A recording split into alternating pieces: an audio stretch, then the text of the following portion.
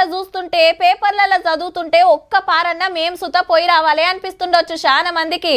12 ఏండ్లకో పారి నదులకు పుష్కరాలు వస్తాయి అంటారు. ఇప్పుడు ప్రయాగ్రాజ్లో జరుగుతున్న కుంభమేళా 12 పుష్కరాలు అంటే 144 ఏండ్లకు వచ్చింది. మహాకుంభమేళా అంటారు.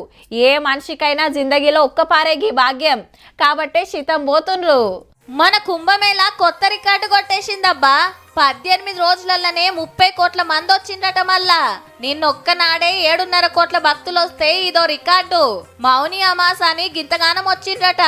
అంటే 7.5 కోట్లంటే తెలంగాణ జనాభాకు డబ్బులు.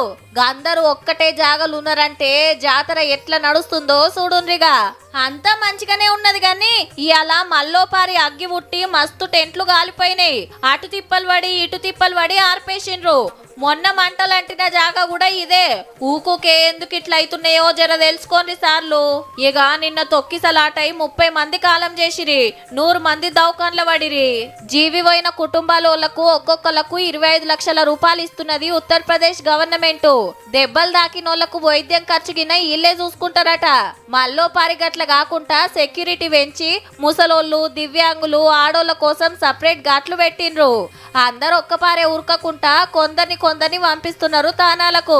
ట్రాఫిక్ జాములు కాకుండా ప్రైవేట్ బండ్లు దూరంలోనే ఆపాలే. ఆడికెళ్లి ఆర్టీసీ బస్ ఎక్కి రావాలని కండిషన్ పెట్టిండ్రు ఆఫీసర్లు. లీడర్లు సెలబ్రిటీలు విఐపీలను తగ్గిస్తానికి స్పెషల్ పాసులు ఇచ్చుడిగిన ఆపేసిండ్రు. ఇక సోమవారం నాడు సుత బగ్గనే వచ్చేటట్టుండ్రు. ఎందుకంటే గా దినం వసంత పంచమి, సరస్వతి అమ్మవారిని గొలుసుకునే రోజు. గంగ పుణ్యతానం చేసి పూజలు చేస్తే మంచి జరుగుతుందని మనోళ్ళ నమ్మిక. అట్లనే 5వ తారీఖు నాడు మాఘ పున్నం, ఇక 26 నాడు మహాశివరాత్రి.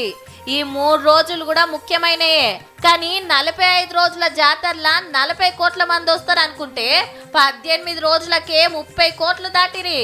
ఇంకో 27 రోజులు నడుస్తుంది కాబట్టి అల్కగా 50 కోట్లు దాటేసుడు ఖాయమబ్బా.